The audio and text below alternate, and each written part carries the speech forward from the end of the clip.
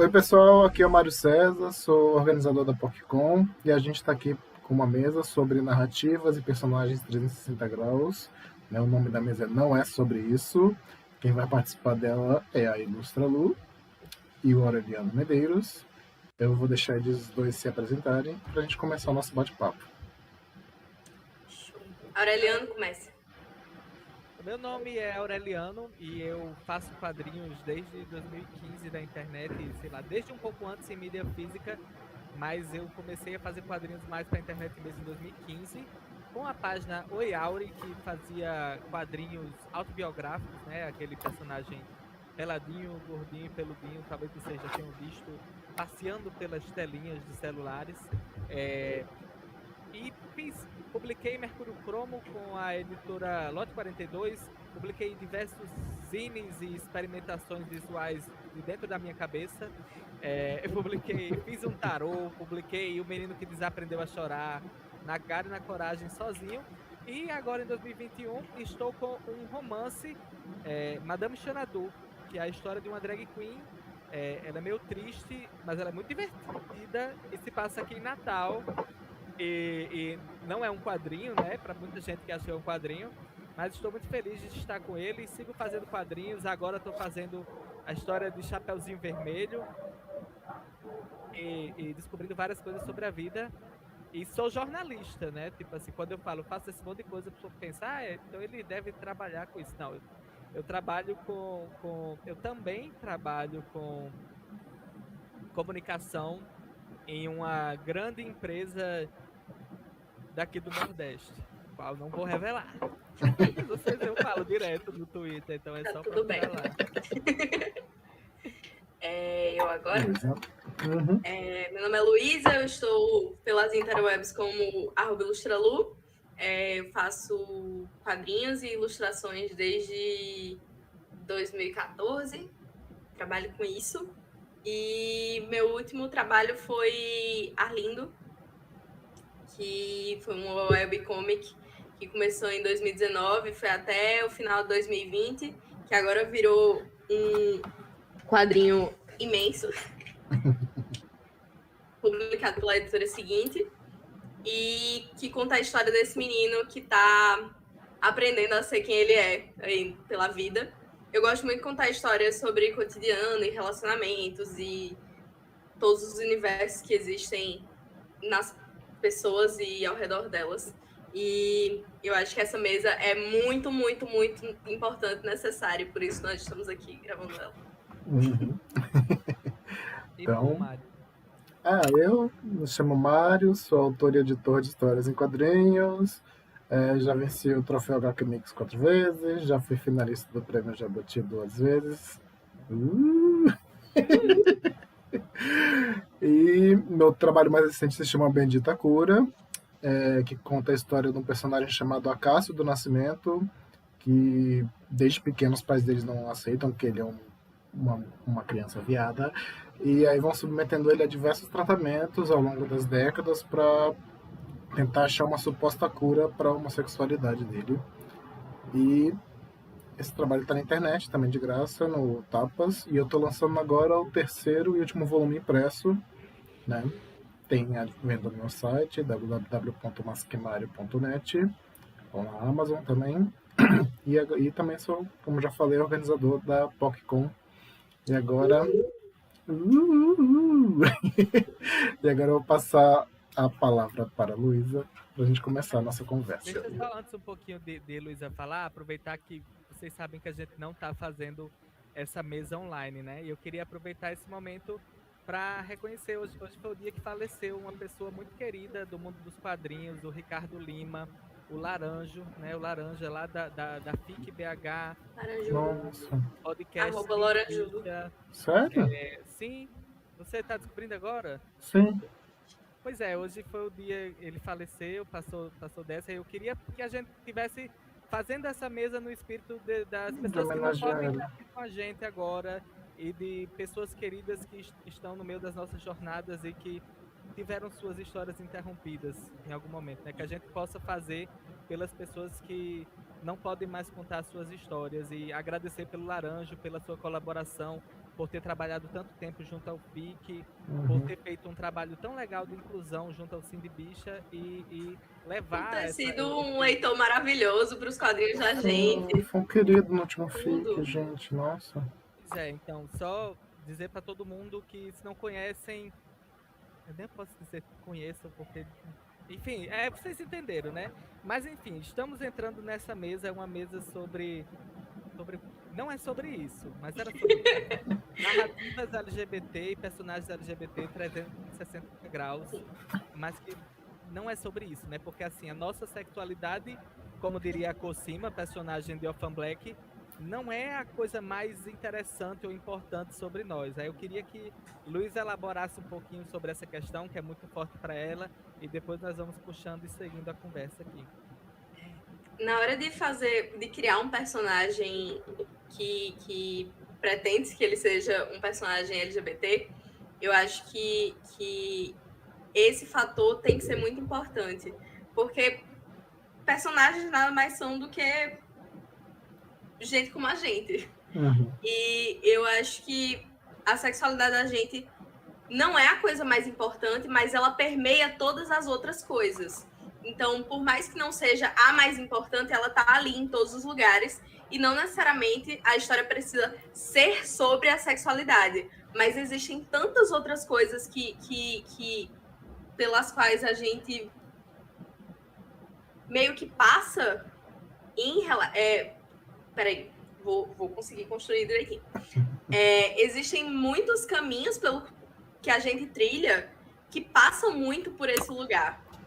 E eu acho que nas nossas histórias, nas histórias que a gente escreve e nas nossas próprias histórias é muito assim. E eu acho que é importante a gente falar disso num evento como a PocCon. Eu acho que assim, é muito tranquilo assim você chegar e você dizer, assim, colocar naquele lugar do personagem gay sempre. Exato. Ele é um personagem gay. E que aí já joga no estereótipo da pessoa. E tem muita gente que já não vai ler a história porque é o personagem gay. Fica taxado assim, né? Você é só isso. Então vem o carimbo. A trans, a travesti. Isso. Então, a sapatão, só fica nisso. Confortável, porque só pode ter a pluralidade no homem hétero branco, né? Ele tem a pluralidade de sentimentos e as outras pessoas que se lixem, né? Eu acho que Luísa viveu muito disso, acho principalmente quando ela estava colocando mais um traço assim de romance em Arlindo, porque logo quando rolou o beijo, sei lá, o grande beijo de Arlindo foi tipo um grande evento na internet e parou a internet. Um certo incômodo dela. Eu queria que você falasse um pouco sobre essa sensação.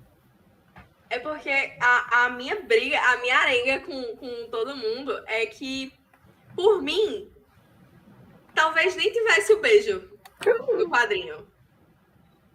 Porque a parte dele perder o bebê foi uma coisa muito divertida que aconteceu. Foi assim, um marco, porque tiveram muitos fanarts, teve uma comoção muito legal. Mas o romance não era a principal coisa em Arlindo. Arlindo não era só um menino gay que estava apaixonado por outro menino gay.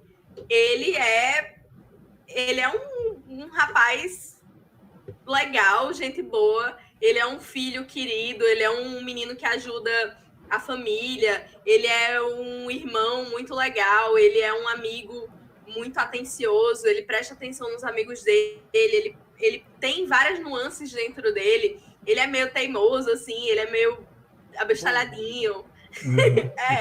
Então, eu não queria que o romance fosse a primeira coisa que as pessoas sabem ou lembram sobre ele. E essa foi uma preocupação muito minha em toda a história.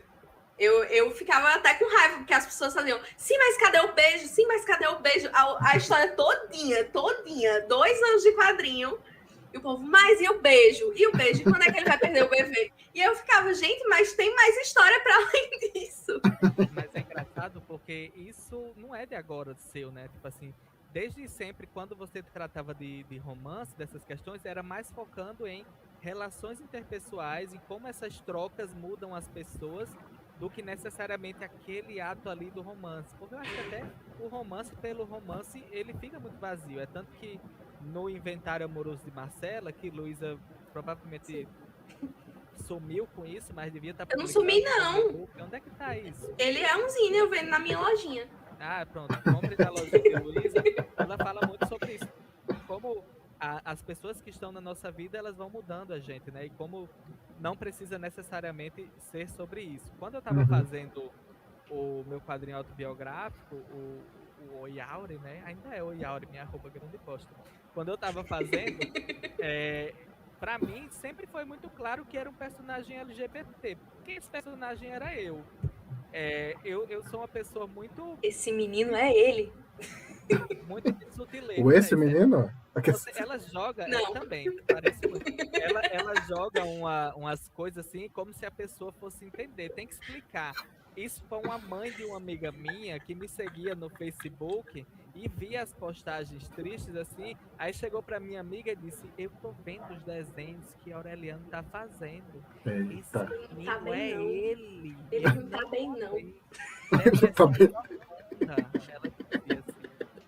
E aí eu fazia esse personagem que pra mim já era claramente LGBT, porque era eu e porque eu era LGBT. Mas como não era uma coisa que eu abordava diretamente, não era a primeira coisa que eu dizia, acabou que esse trabalho foi tendo uma, eu adoro dizer essa coisa, foi tendo uma penetração maior.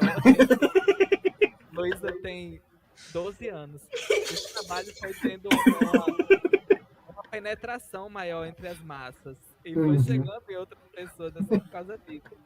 Mas justamente por isso, tipo, em outros momentos, Luísa, para de rir. Desculpa, Eu tava aqui tentando. Mas eu tenho 12 anos. foi um trabalho que chegou em muita gente e que era justamente isso. Tipo, acho que desde sempre a gente sentia muito uma carência de encontrar as histórias sobre essas pessoas, né?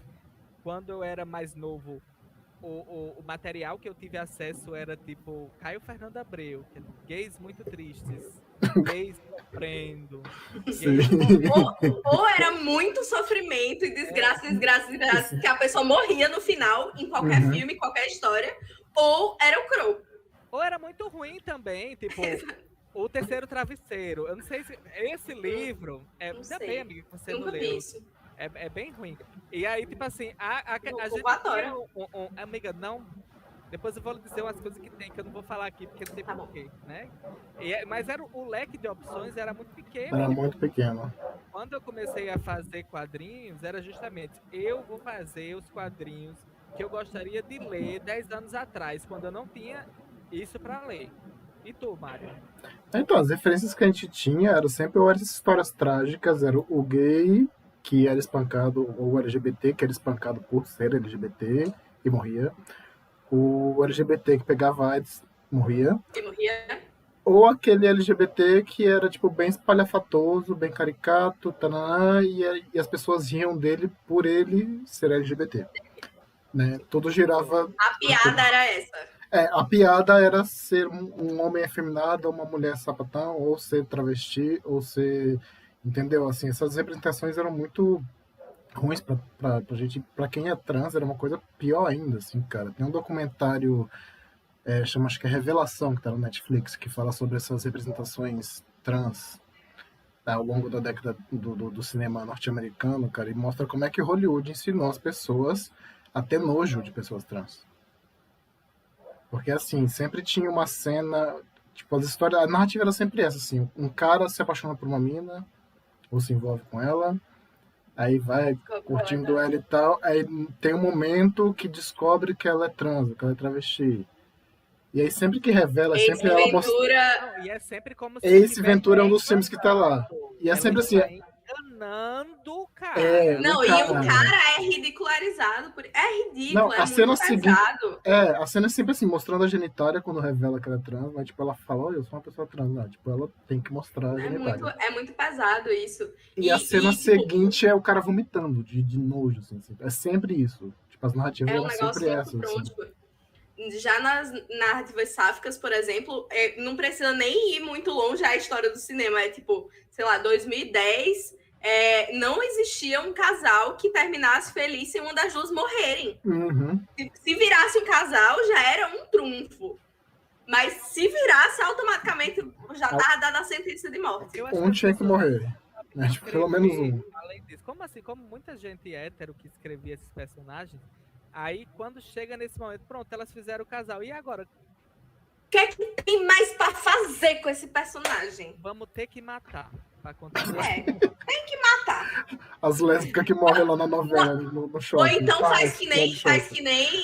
Grey's Anatomy ainda é melhorzinho, ainda botaram outros personagens, mas assim, não vai matar, não, vamos arrancar uma perna. Vamos fazer.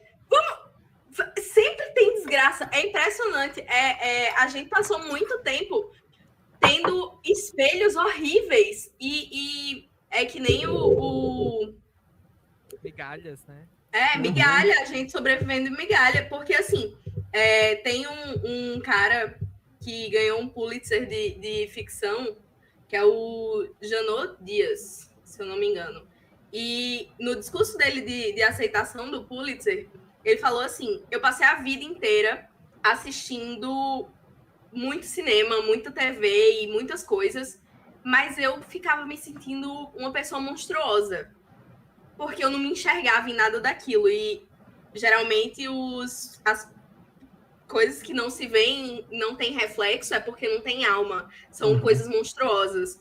Então, eu passei a vida inteira me sentindo uma pessoa monstruosa porque eu não me enxergava em lugar nenhum. E eu me comprometi a passar a vida escrevendo esses personagens que eram pessoas como eu, para que crianças e adolescentes como o que eu fui não precisassem se sentir monstruosos. Então, essa tarefa de criar espelhos é muito importante. E eu acho que a gente que está aqui nessa mesa fez isso e tem feito isso muito bem. E o quão importante é que esses espelhos existam, não só para aquelas pessoas que a gente foi, mas para as pessoas que a gente é. Sim. Que nós somos hoje em dia. Eu lembro do dia que saiu a página que Arlindo se assume para a mãe, que foi uma página que teve um retorno muito grande, as pessoas começaram a contar as próprias histórias, eu recebi muitas mensagens, a própria página tem muitos comentários das pessoas dizendo, comigo foi desse jeito, comigo foi desse outro jeito. E eu me lembro que eu tava aos prantos, assim, eu mandei mensagem para a Tassi, que é minha agente, que acompanhou todo o processo de Arlindo junto com o Aureliano, e eu mandei uma mensagem para ela dizendo, isso aqui devia existir há mais tempo. Mas que bom que existe agora. É uma merda que a gente que tenha que, tipo, capinar esse terreno, né? Sim. Mas assim, eu lembro bastante porque no começo, quando Luísa foi fazer o Arlindo, assim, aí ela só queria, quero contar a história do menino gay. Eu falei, não, peraí. Que menino gay? Ei! Calma aí. Primeiro você tá entrando nesse terreno aí, o que você quer fazer? E aí a gente sentou, um de frente pro outro, aí eu perguntei, como é a mãe desse menino? Tal, como é o pai desse menino? Tal. Qual é o defeito? O que é que ele... Vamos fazer de várias O que é que ele gosta de fazer? O que é que ele não gosta de fazer? E justamente para não cair nesse lugar comum do personagem que é só o gay e tal, tipo... E tudo bem ser gay. Eu ser gay é maravilhoso. Eu, particularmente... Adoro. Tem coisas da homossexualidade que eu não consigo dispensar. Mas desde o começo de ter esse cuidado de quando você está pensando num personagem LGBT, pense em quais outras esferas do mundo ele habita, em quais outras coisas ele pode ter, em como que você vai transformar esse seu personagem num personagem fatídico, fatídico não, factual. E aí aqui eu trago uma coisa que eu faço muito quando eu construo um personagem, que eu acho que é uma dica legal para quem está em casa pensando em como criar seus personagens. Você pega um amigo seu, uma pessoa que você conhece. Começa assim. Pega uma pessoa que você conhece, que aí você já vai saber qual é a voz daquele personagem, como aquele personagem fala. Aí você vai tirando algumas coisas dessa pessoa e enfiando outras coisas. Mas, tipo, na essência, você sabe quem é aquela pessoa, mais ou menos, e você vai conseguir escrever esse personagem com mais legitimidade, né? Eu acho que acho que às vezes quando eu assisto essas mesas, eu sinto falta de umas dicas práticas, sabe? E Sim. eu acho que é sim. importante mostrar também como a gente faz. Tem até aquele guia que eu acho que a gente pode disponibilizar para as coisas da PocCon, que é um guia de criação de personagem que a gente usa muito no nosso processo, que é tipo uma fichinha para você preencher, para você é um espaço para você criar, que tem das características físicas, psicológicas, os sonhos, os medos, essas coisas, tudo para você inventar. E à medida que você vai inventando esse personagem, em todo o contexto onde ele está inserido, a história começa a se fazer sozinha. Que é meio que como funciona para mim. Você responde todas as perguntas, o personagem já faz as coisas sozinho. Exato. Ganha vida própria, né, cara? E vai. Eu e Luísa, porque assim, quando a gente tá tendo conversando sobre os nossos personagens, as coisas que a gente produz, parece muito uma briga. Eu não sei o que, aí a gente fica gritando com o outro, sai com raiva, mas aí depois volta. Aí sai chorando, vai assim mesmo. E aí, o que rolou, vocês estavam falando sobre essa questão de criar espelhos, eu estava dando uma entrevista recentemente que a pessoa perguntou, você pretende continuar fazendo personagens LGBTs? Aí eu disse, apenas. Sim, bota mais. Tipo assim, vou fazer marketar pouco. Porque eu sinto muita falta. Tipo, não é que eu não vou nunca botar um personagem hétero na minha história. É porque não é a minha prioridade. Não é a minha prioridade. Assim como eu sei que eu não sou a prioridade nas pessoas hétero que escrevem histórias. Então, por que eu vou fazer... vou aqui contar a história sobre as pessoas. Não. Tem gente que não tem esse interesse, eu não tenho. Não, mas é muito doido, porque é muito comum que a gente chegue numa história e aí a gente vê a história e tem um gay. Ah, não, mas já é muito. Não precisa de outro gay. Aí tem outro gay que é pra ser o par romântico. Pra ser o par romântico, tem que ter dois. Não importa se eles não têm nada a ver um com o outro, se eles estão ali só pra serem o amigo gay. Tipo, não importa. É que nem aquela amiga que chega pra você, menina, eu conheço um que é você é gay, olha. Eu tenho amigo que é gay também. Deixa eu apresentar vocês. E aí junta. Eu gosto da história de Dani Frank. Todo mundo é bicha. Todo mundo é bicha. E dá tudo certo. Todo mundo vale. No mundo ideal, estamos vivendo numa história de Dani Frank. Sim. Mas isso é muito legal, porque a gente percebe assim, eu, na minha vivência, como bissexualzinha que sou, estou rodeada por LGBTs o tempo inteiro, porque estava desde antes de saber que eu era bissexual. Tem isso também. Porque o LGBT, ele anda em bando. Ele tem... uma coisa coletiva, uma atividade coletiva para se ser. E aí você chega em umas histórias que... tem esse menino aqui que não é gay, é só ele. Todos os amigos dele são hétero. Todo mundo é hétero. Eu lembro que teve alguém que falou... Não faz o menor sentido. Eu lembro que teve alguém que falou que em Arlindo você vai lendo e você vai vendo. Esse aqui é. Esse aqui também. Faz sentido eles se juntarem e eles acabarem se dando ok numa fase da vida como a escola, por exemplo. Então, esse tipo de coisa é algo a se pensar quando você está construindo uma história. Porque o seu personagem ele não vai ser LGBT sozinho, muito provavelmente. Provavelmente, cara. Eu acho que quando tava lançando Madame Xanadu, disseram, porque é um romance LGBT, porque não sei o que é LGBT. E eu, gente, eu não tava pensando nisso quando eu escrevi. Tipo, eu apenas fui pegando a minha vivência, as histórias que eu queria contar, as pessoas que estavam perto de mim, e quando eu fui juntando essas coisas e escrevendo essa história específica, aí no fim das contas eu falei, sim, é uma história LGBT. Tipo, não tem um hétero na história. Justamente, não ser sobre isso, né? Tipo assim, é uma história sobre gente muito triste e muito doida. Que também. E acontece. Acontece delas serem LGBT. Cara, porque é muito ridículo, assim. Ninguém pergunta esse tipo de coisa pra um autor hétero, sabe? Tipo, nossa, mas o seu próximo livro vai ter personagens. Vai ser um hétero Héteros. também. Vai Eu ser vou uma começar a literatura perguntar isso. hétero? Vai ser uma literatura hétero? Vai continuar trabalhando com homens Com essa brancos héteros. temática? Eu estava lendo um livro do esses dias, né? Não vou falar o nome da pessoa, né? Não, era do Daniel Galera mesmo. Eu tava lendo, Uhum. não, é do outro que é quase ele, é o Cuenca, né? JP Eu tava lendo um livro dele e o livro, eu tava lendo o livro e falei, muito bom, muito bem escrito, eu tava curtindo a história, eu tava achando legal e tudo mais. Quando eu terminei, eu pensei assim, Eu já li esse livro. quantas vezes eu já li esse livro? Tipo assim, e eu acho que esse é um questionamento super importante da gente fazer. Estamos lendo as mesmas histórias? É. Porque a gente não tá indo atrás das histórias que parecem mais com a gente, né? Uhum. Tipo assim, eu fiquei muito na minha cabeça. Eu querendo censurar, eu troquei o nome do homem até.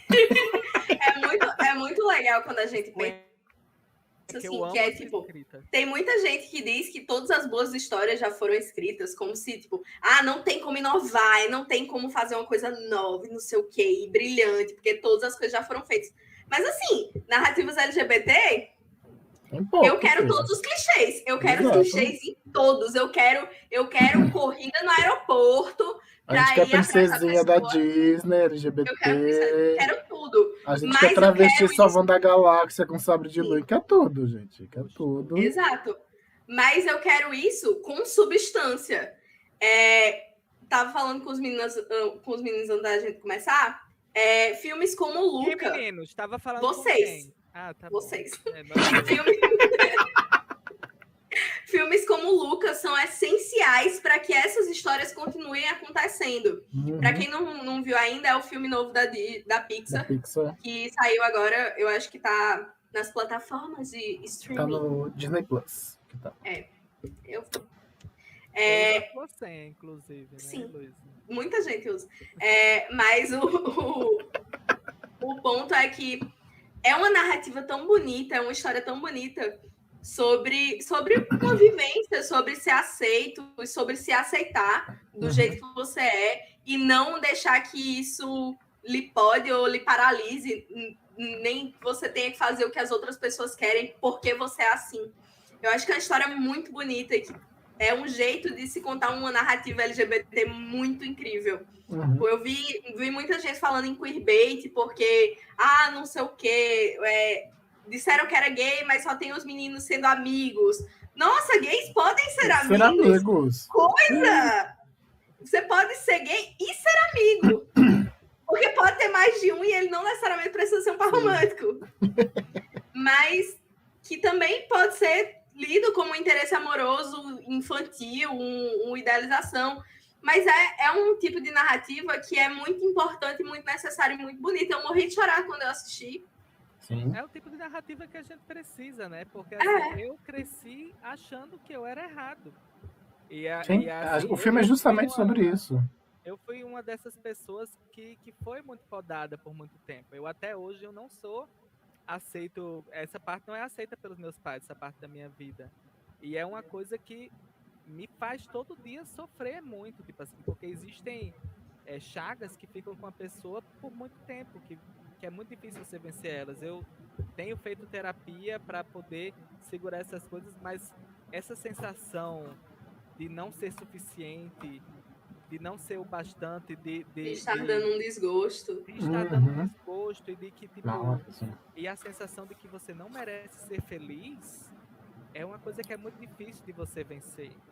E é difícil de encarar também, de encarar que, tipo, que você tá quebrado de alguma forma, mas você não tá quebrado necessariamente por essa coisa. Você não tá errado por essa coisa. Você tá quebrado porque você passou por tanto trauma e tanto sofrimento que isso fez você chegar nesse momento que você tá agora, mas que não é um beco sem saída, que dá pra gente ser feliz apesar disso, e dá pra gente construir em cima disso. Construir essa felicidade também. A gente não tem como ter aquela mesma felicidade de quem nasceu hétero e não sei o quê, e pôde viver de verdade todos os momentos e compartilhar e tudo, já não tem como ter aquela mesma coisa. Mas também não Como significa tem que outra coisa. Mas também não significa que a gente não merece o amor do mundo inteiro, que a gente não Uhum. merece as coisas boas, que a gente não merece os clichês felizes e melosos e Exato. bonitos. A gente Uhum. merece todas essas coisas e os nossos personagens merecem também. Eu lembro muito das conversas que a gente teve. Acho que até a gente falou sobre isso da outra vez que a gente gravou essa live, que essa é a segunda vez. Sobre as escolhas que a gente faz na vida e que a gente olha para os personagens e queria que eles tipo, meio que compensassem aquilo que a gente não pôde viver, ou coisas assim. Enquanto eu fazia Arlindo, eu passei por uma situação muito assim, que foi tudo culpa de Aureliano. Eu gostaria de dizer. Aura, se você quiser falar sobre, eu acho que você fala muito melhor que eu. Eu fico com muito raiva de Luísa durante toda a produção de Arlindo, porque se ela tivesse feito só. Ainda bem que ela diz, a gente não tá só, né? O personagem fala. Ainda bem que Luísa também não tá só, que tem muita gente acompanhando o trabalho dela. Porque eu tinha duas personagens, Liz e Mari. E Mari faz o diabo com Liz, finge que é outra pessoa no MSN pra paquerar com Liz. Manipula, faz o diabo. Manipula, faz o satanás. Porque gosta dela. Mas Luísa queria botar as duas para ficarem juntas no final. Porque, sei lá, Luísa... Porque eu queria que elas ficassem juntas, porque eu não tive isso. Eu acho que ia ser legal. Porque não sei o quê. Aí chega a Aureliano de 6 horas da manhã na minha casa. Não. Eu já... Amiga, você vai mesmo fazer isso? Como é? Aí ela disse, pô, amigo, porque é legal. Porque as lésbicas, elas não terminam juntas e não sei o que. Eu falei, amiga, também, elas mas não necessariamente são lésbicas. Mas elas estão não, sáficas. Elas estão sáficas. Sáficas. Sáficas, tá bom. Não apaga as bissexuais, caralho. Não vou apagar, elas estão todas no lugar dela. As sáficas, elas estão lá naquele momento delas. Eu digo, amiga, tudo bem, elas podem se beijar. Mas vamos assim. Eu sei que se fosse você nessa idade, nessa época, se você tivesse tido essa oportunidade, você ia viver o romance depois desse momento. Você ia esquecer dessas coisas e ia viver esse romance. Mas qual é a mensagem que você está querendo passar para o seu público agora? Que é um público LGBT teen também, que é uma galera que está em formação de personalidade. Você não acha que... Construção de relacionamentos, de tipo, o que é que você deve aceitar de um relacionamento, etc. Se eu vejo uma personagem que eu acompanho, que eu me identifico, tomando uma decisão que pode parecer inocente, mas que é escrota com ela mesma naquele momento, isso vai me influenciar a tomar uma decisão escrota também. Justamente porque a gente está criando esses espelhos, né? E aí eu disse, amiga, você acha que faz sentido? Eu sei que essas personagens, na vida real, 10 anos atrás, mais de 10 anos atrás, elas iam fazer exatamente isso que você quer que faça. Mas qual é a história que faz sentido você contar em 2020? Qual é a história que faz sentido para essas pessoas que estão lendo agora? A história onde os personagens são mais inteligentes do que a gente. Como Shonda Rhimes disse, nós podemos escrever personagens mais inteligentes que a gente. E tá tudo bem. Tá tudo bem. E eu falo isso, e Luísa ficou puta comigo. Nossa, eu passei o dia inteiro chorando. Eu tive terapia nessa semana, inclusive. Eu só fiz essas páginas. Eu fiz 6 páginas de uma vez. Eu fazia, tipo, 2 páginas por semana. Essa semana aí, dessa página, teve 6 páginas, porque eu não ia aguentar ficar muito tempo nesse plot. Não, ficar muito tempo nesse plot. Ficar muito tempo com essa situação na minha cabeça. Porque era um negócio que era muito doido, porque era como se eu fosse as 2 personagens. Não, porque você era. E eu disse isso pra você, amiga, eu entendi. Você é as 2. E você quer ser feliz no passado, mas o passado já passou. Bola pra frente. Terapia nela! Foi brabo, né? Foi. Não, Arlindo como um todo foi assim, eu, se fosse minha psicóloga, eu fazia uma tese de doutorado sobre Arlindo. Olha, daqui a pouco vai ter, viu? Daqui a pouco vai ter. Volta da terapia desse livro sair, não foi pequeno, não. Sim. Olha, você tocou num ponto... Você tocou num ponto legal aí, falando da Lisa, não sei o quê, que às vezes a gente também cria uns vícios, quando tá escrevendo, de tipo, as pessoas têm que gostar do meu personagem, ele tem que ser muito legal. Aí tu faz o personagem, tipo, sendo legal o tempo inteiro. E é um saco isso. O personagem pode ser um cuzão também umas horas, pode ser legal em outras, pode ser amável em um, pode ser detestável em outras, pode ter raiva em uns, ter explosões de raiva e tudo mais, e tá tudo certo. Ele é uma pessoa. Como a gente é na vida, né? Exatamente. Isso é legal, porque a gente entra naquele tópico que a gente falou anteriormente na outra vez que a gente gravou a live, mas vamos trazer agora. E é justamente como no começo o personagem LGBT ele era vilanizado, né? A gente tinha muito aqueles vilões Disney que tinham traços LGBT, a gente tinha... Ele de Meninas Superpoderosas. Assim. A Úrsula, que foi inspirada, inclusive, na drag queen na Divine, né? O Hades, aquele leão bonito, qual é? Scar. Scar. Que é o macaco. Todos os espelhos LGBT que a gente tinha como criança eram personagens que eram maus e que aquilo ali era mais um desvio de caráter deles, né? Então, tipo, o ícone do LGBT esteve sempre muito associado com essa coisa do desvio de caráter. E a gente foi se acostumando com isso, né? E a gente foi achando que a gente era ruim também, né? Mas aí, quando as pessoas LGBT começaram a escrever as próprias histórias, a gente foi vendo uma onda muito grande desses personagens bons. Perfeitos. Perfeitinhos, né? Legal. Eu acho que foi uma era extremamente necessária, porque era importante esse momento super positivo, good vibes, para a gente poder estar vivendo esse momento que a gente está vivendo agora, de personagens LGBTs que também são ruins. Porque eu, particularmente, eu já ia dizer, mas a minha terapeuta, que é a mesma terapeuta de Luísa, iria brigar comigo por algo que eu dissesse. Então eu não vou dizer, porque sim, eu sou uma pessoa muito boa, gentil e bacana. Mas a gente é mal também. A gente é mal. Eu sou mal. Quem me conhece sabe que eu não sou uma pessoa... Você é um amor, amigo. Mas eu não sou 100%, né? Graças a Deus. Ninguém é. Esse é o ponto. Esse é o ponto. E a gente não precisa atingir esses personagens perfeitos, porque, assim, desgraçamento da cabeça também é um espelho.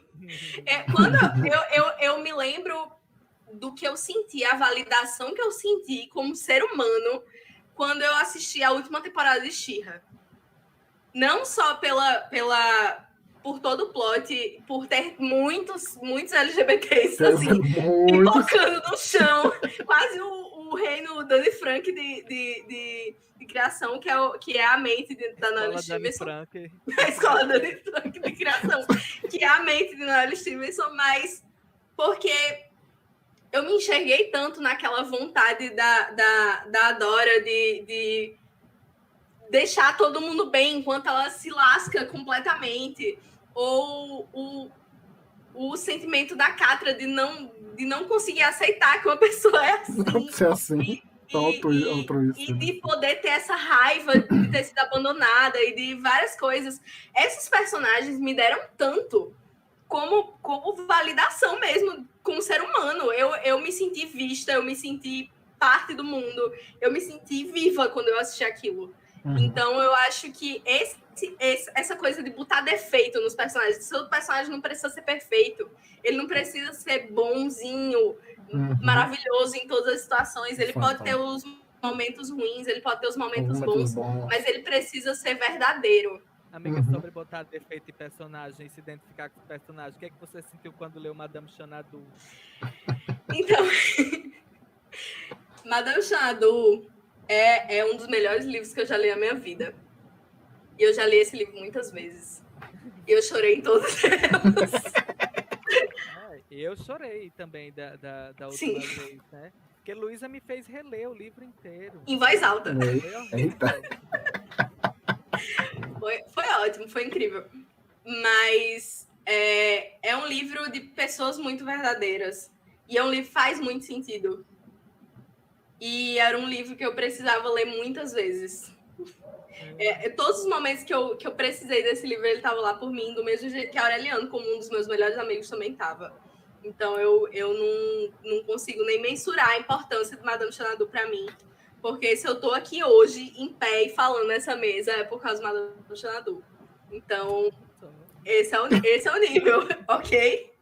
Eu gosto muito desse livro, é por isso que eu fiz o prefácio, não é por causa que eu sou amiga de Aureliano. Então, você também teria feito se não gostasse. Exatamente. Da mesma forma. Mas eu fiz por causa disso. Mas não é foi por outra coisa. porque revisitar Madame Xanadu, né? Madame Xanadu foi publicado inicialmente em 2015. E aí foi agora republicado em 2021 pela Editora Nacional. E quando eles falaram comigo que queriam publicar o livro, né? Eu disse, tudo bem, mas eu preciso reescrever, porque eu não consigo que seja o mesmo livro de antes.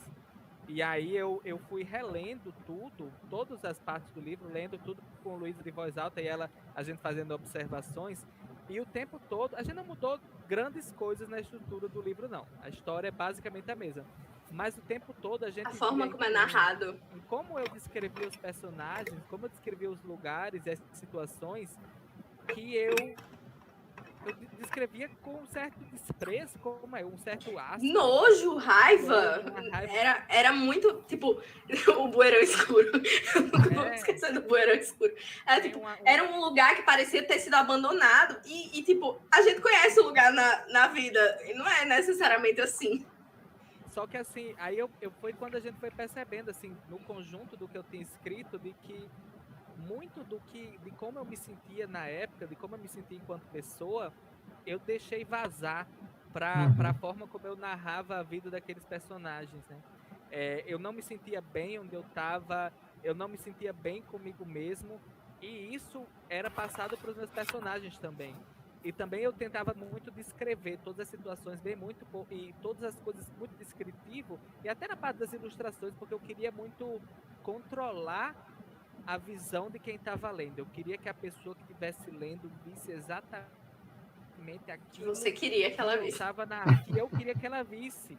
E aí, depois de um tempo, terminando de ler o livro, eu fui ver que era um livro que tinha algo muito leve lá dentro dele. E que eu precisava puxar esse algo, porque esse algo estava dentro de mim também. E foi muito duro, foi muito pesado ler alguns capítulos. Eu tinha que ler e parar um tempo, porque é como você encarar a pessoa que você era anos atrás. E encarar quem a gente era anos atrás é difícil. É muito difícil. E a minha sacada foi justamente a pessoa que eu sou hoje só existe por causa da pessoa que eu fui anos atrás. Então, essa versão de mim, ela não precisa ser escondida numa gaveta, ela precisa ser celebrada e eu preciso agradecer a ela por estar aqui hoje.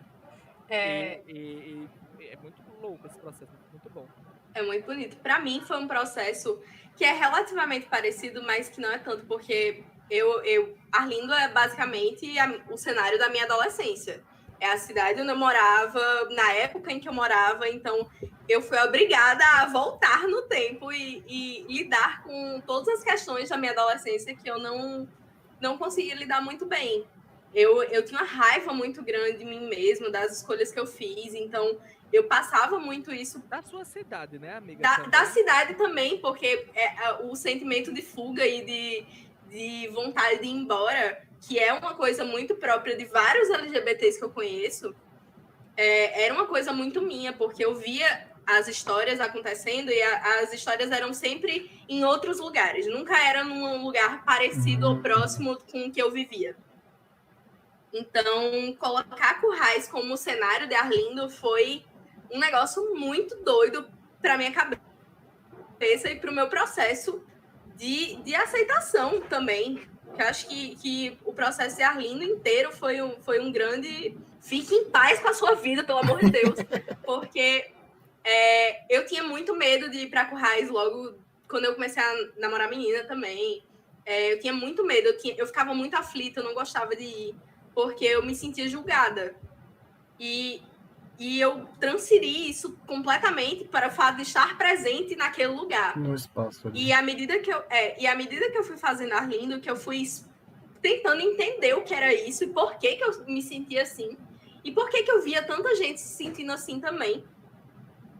E eu percebi que o fator ser LGBT era muito... latente? Era muito latente para essa situação acontecer.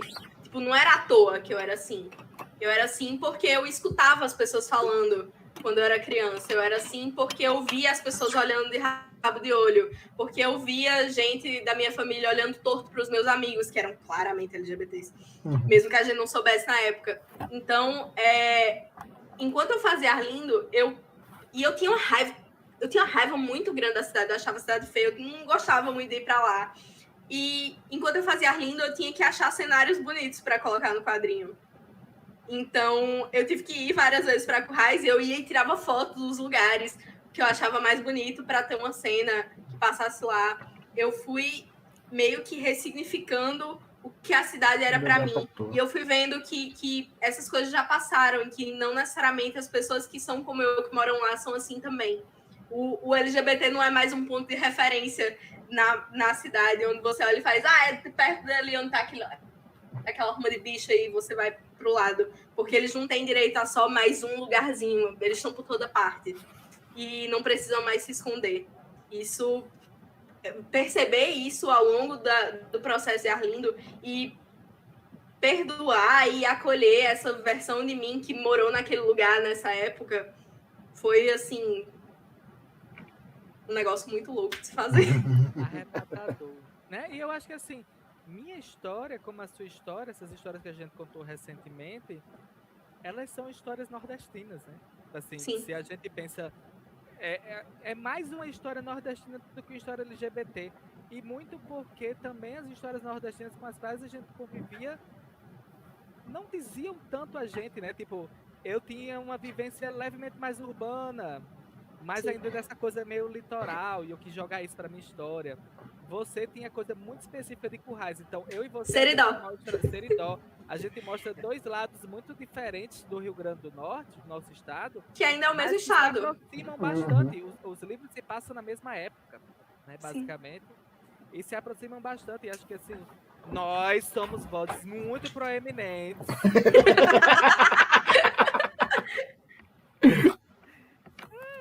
Eu não sei não o que eu tenho pra falar. Eu acho que quanto mais a gente traz para perto as narrativas, mais verdadeiras elas ficam.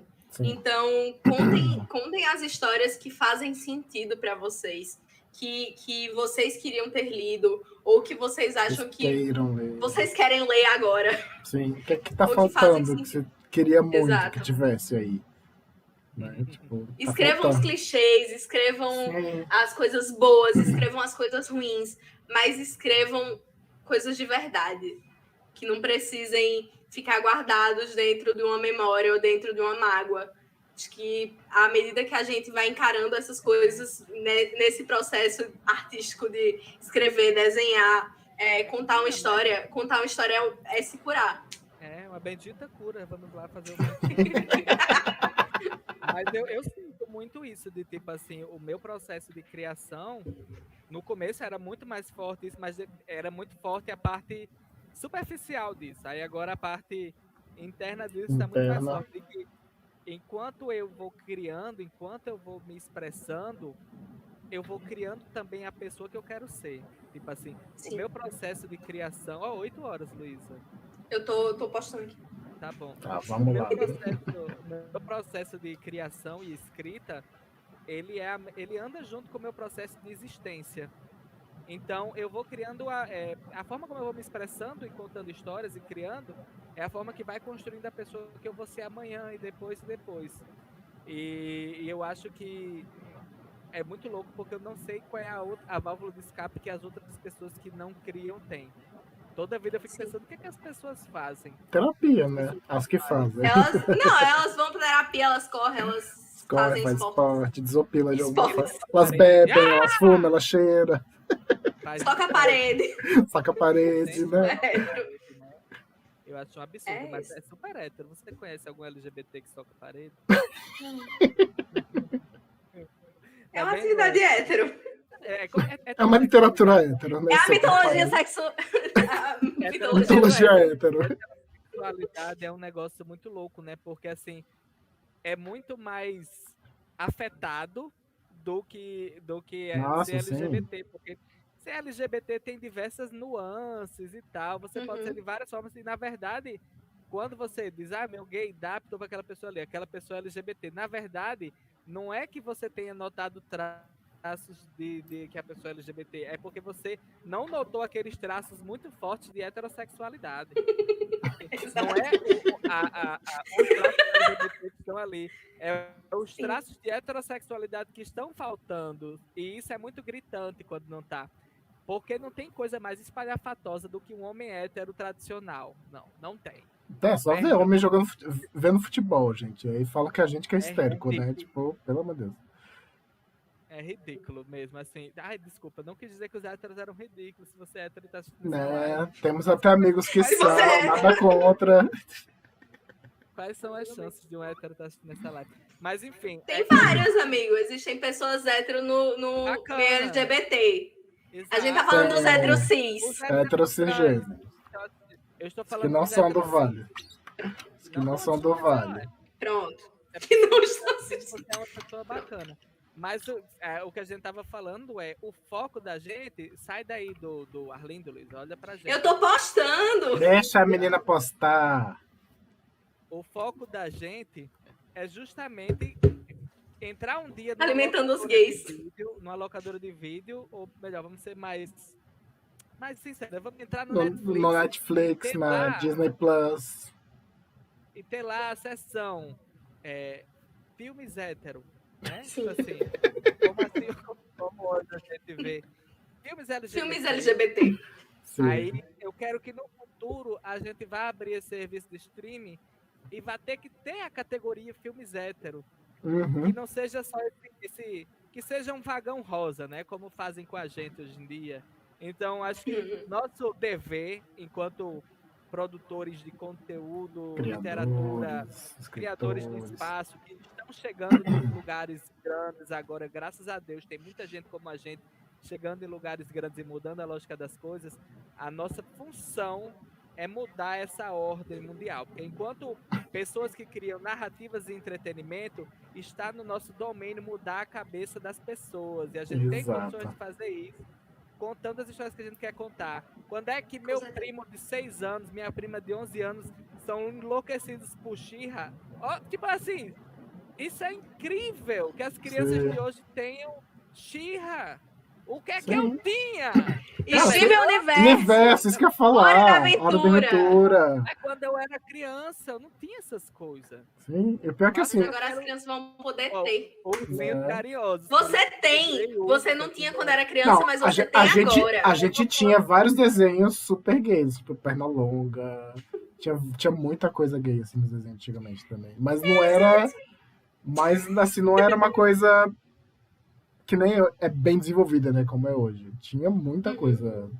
E tem uma coisa hoje que me incomoda também, vamos terminar com o tema polêmico, que é, pronto, quando você vai fazer uma produção LGBT, e ninguém pode criticar a sua produção, porque se tá criticando sua produção, como muleta, é porque odeia os gays, né? Sim. Tipo assim, isso é um problema, você se blindar, você usar a bandeira para se blindar, porque justamente impede a gente de crescer e criar narrativas melhores. Né? Não é porque é gay que é bom, não é porque é LGBT que é bom. Tem muita coisa... Pelo direito de ser medíocre. Medíocre também.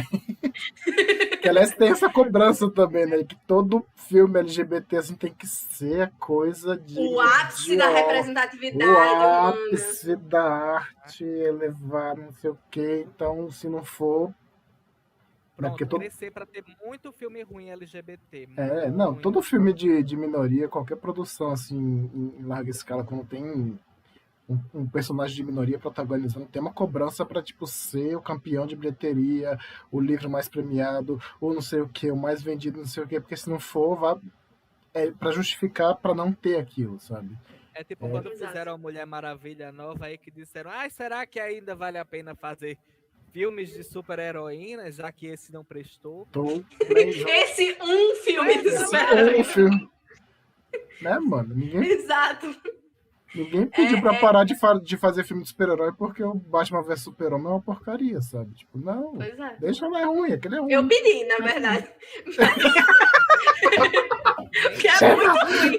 É muito ruim, tem que acabar o filme do Batman. Série de hominho, né? Porque tem Game of Thrones, devia ter acabado todas as É, séries é. do Hominho. Pronto, acabou. Não faz mais série de fantasia, porque Game of Thrones Enfim. acabou muito ruim. Então, Eu Sabia acho- que Luísa, quando era adolescente, era Batibinha, a arroba Eu dela? era. E Antes de eu ser Ilustra-Lu, eu era Batminha. tudo dela era do Batman. Sim. Curioso, Eu gostava muito do Batman, ainda gosto até hoje. Eu adotei minha gata porque ela tinha o símbolo do Batman nas costas. E por isso Como que assim? Liz se veste de Batman, né, em Arlindo? Sim. Porque você Olha. era Liz se ela. veste Batman e Arlindo porque Batman era minha única fantasia em todas as festas de fantasia que eu fui na minha vida. Você já reparou que na festa de Arlindo eu estou de Coringa, então tecnicamente eu sou olha, você. é o sidekick. O subtexto foi você que vestiu sua roupa, eu só desenhei o desenho que você fez. Mas então tá bom. A gente já falou demais. O que tem mais pra falar? Eu acho que a gente já bateu a pauta. Batemos a pauta? Mari, Batemos. tem mais Temos um alguma coisa pra programa? falar? Temos um programa. Tem mais 5 minutinhos aí pra gente fazer finalizações, dar aquele close, dar aquela Finalizar a minha pinta. mecha. Vocês Isso. queriam... Fazer aquele jabazinho. eu acabei de postar uma página de Arlindo. Ela teve tempo até pra isso, porque ela é uma mulher muito facetada. Eu gosto que Luísa tava fazendo esse Arlindo Shippuden, aí ela deu uma paradinha um tempo. Aí eu falei pra ela, amiga, eu fiquei tão feliz assim, a gente nessa lógica da superprodução, fiquei tão feliz que você... Porque eu tinha uma desapegou. lógica de superprodução em Arlindo, né? Eu tinha que postar religiosamente, porque senão tinha que fazer mais página. E eu postava na hora exata, não sei o que, eu tinha Aí toda eu cheguei essa nela, regra. amiga, eu fiquei tão feliz que você desapegou de fazer na hora, e no dia ela disse, amiga, eu não desapeguei não, eu só tô doida mesmo. Eu só não tô conseguindo fazer nada. Eu só não sei fazer mais. Ela desaprendeu a desenhar, coitada. Foi, mas eu tô aprendendo, o de hoje ficou bonito.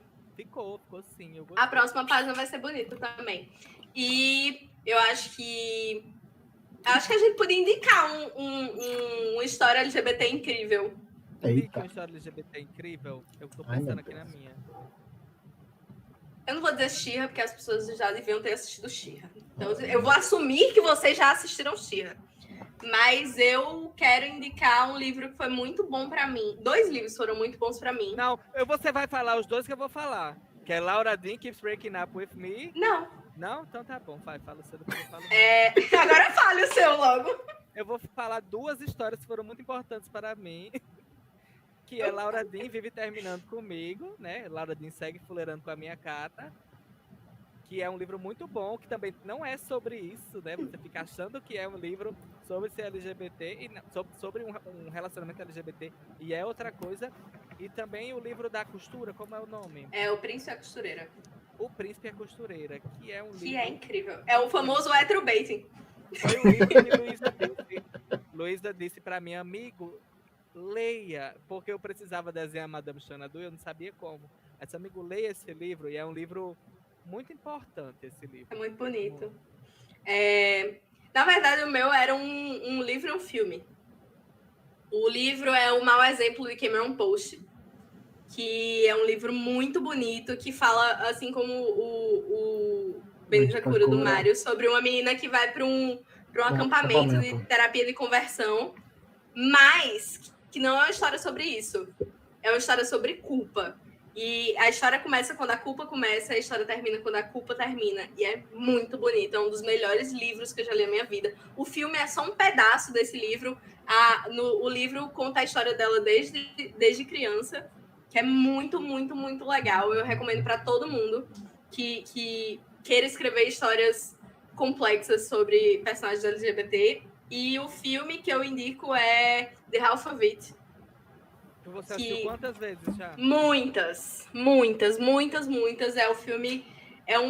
assim como She-Ra, é um filme que me deu uma validação como ser humano que eu precisava, que eu nunca me enxerguei tanto numa tela como eu me enxerguei nesse filme. Aquela menina é você. Essa menina sou eu. E digo mais, é uma adaptação, porque a história de The Half of It é uma adaptação de um paradidático que eu li na escola, chamado Cyrano de Bergerac. Eita. Que é... Exato. E que é muito bonito e que é um exemplo de como histórias clássicas hétero podem virar clássicos LGBT. Tá aberta a porteira dos novos clássicos LGBT. E tu, Mário, o que você indica? Tá, eu vou indicar uma série. Tem uma série espanhola chamada Veneno, que é sobre... Ai, tô doido pra pra ver. É maravilhoso! A Veneno. É Eu sobre uma baixei. travesti famosíssima lá da Espanha, e aí a história gira em torno de uma menina que é trans também, é super fã dela, vai atrás. A amiga dela vê a Veneno mais velha na cidade dela e vai atrás dela, e aí vai contando a relação dessas duas, conta a história da Veneno e dessa menina trans nova que acaba escrevendo a biografia da Veneno. Então, tipo, é muito boa essa minissérie. Vejam. Eu vou indicar um livro que eu li há uns meses atrás, eu nem sabia da existência dele. Eu acho um pecado a gente não saber da existência mais dele. Assim, soube porque a Rita Von Hunt falou numa live dela. É um livro Eu chamado. sou obrigado. Não, é o livro. Foi o primeiro romance LGBT escrito no Brasil aqui. Chama O Bom Crioulo. Ele é do Adolfo Camina. Ele foi escrito em 1895. Né? Tipo, Vou procurar. Sim, é muito, muito foda o livro. Ele é um romance de um homoerótico, né? De um marinheiro negro, né? Que se apaixona por um outro marinheiro branco, né? Então, assim, é um romance gay, interracial, e que ele não põe o negro na posição de dominado. O negro é a figura forte da relação, sabe? Quando ele escreve. É muito incrível. É tipo um romance lá de trás do que a gente está querendo fazer aqui ainda, sabe? E que é muito apagado na história da literatura brasileira. Né? Então acho que mais pessoas deviam conhecer. E um outro que eu vou recomendar também é o 15 Dias, do Vitor Martins, que eu li tem pouco tempo também. Eu acho uma graça. Sim. Que é isso que a gente tá falando de... Sim, a gente falar, vamos escrever os clichês, as histórias fofinhas, bonitinhas, e que tudo dá certo. E foi um livro ótimo que eu li na pandemia, assim, porque a gente tá com a cabeça toda fodida, né? De ficar preso em casa. Eu tava com dificuldade de ler muita coisa, assim. Quando eu pegava umas coisas muito pesadas para ler, eu ficava, meu Deus, a vida já tá tão... Vou ler isso agora não. Aí eu peguei esse e li assim numa lapada só, porque o livro é muito fofinho, é muito bonitinho. Né? E também traz um personagem que é gordinho também, que é outra coisa... Horror, né? Que é uma...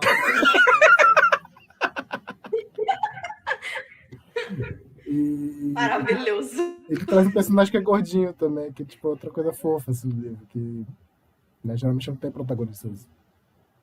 Tipo, você acha que é uma história sobre personagens LGBT, na verdade é uma história sobre questão de corpo. Mas ele tem mais problema por ser... É um grande cavalo de Troia. Uhum. Né? Você vai pelo gay e chora pelo gay. E é engraçado porque eu sei que a gente já estourou o tempo, mas eu vou falar sim. Esse livro foi muito importante para mim. Porque quando eu li, acostumado com as histórias LGBT que eu era acostumado, eu ficava esperando o tempo todo uma coisa muito ruim acontecer com eles. E a desgraça, quando é que vem? Eu passei muito tempo esperando essa coisa muito ruim acontecer. E quando chegou no final do livro, que a coisa muito ruim não aconteceu e teve um desfecho muito bonito, eu senti um buraco muito grande dentro de mim. E eu senti, uma alegria muito grande de estar acontecendo e um buraco muito grande de pensar, eu não tive isso.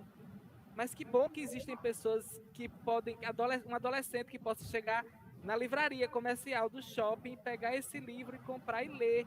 Uma pessoa de 12 anos, de 13 anos que possa ler. Nossa. E saber que existem existências possíveis. E que existem tá futuros errado, possíveis. Futuros possíveis. E que a gente não está errado de ser quem a gente é. Então, para mim, foi super importante. Inclusive, desencadeou o processo meu para escrever O Menino que Desaprendeu a Chorar. Né? Esse livro. Sim. E Vitor Martins é uma pessoa maravilhosa. Eu amo ele. Cheiro. Eu espero que ele esteja assistindo essa live. Tá não, amiga. Você conhece Vitor. No meu coração ele vai estar. Pessoal, foi muito bom estar com vocês. Muito bom. Hoje. Se tiver mais mesas para frente do evento, aproveita as próximas mesas. Se essa for a última mesa do evento, espero que tenha sido um evento maravilhoso para todos vocês. Se estiver deixa eu dar um adendo. Só uma última propaganda. Novo. Quem quiser saber mais narrativas LGBT e participar de discussões e debates sobre representatividade, o Literatura é um clube do livro que é muito legal, que eu organizo e que eu estou lá todo mês, a gente conversando sobre vários livros muito bons. O livro desse mês, inclusive, é Arlindo. Então, não fui eu que escolhi. Ele Mas impus, Eu que eu organizo escolhi. É, mas que é muito legal e é @glitteratura com 2 T's, tipo glitteratura no Instagram. É isso. E aí? Muito obrigado, gente. Muito Quer falar mais? obrigada. Tchau. Um beijo. Tchau.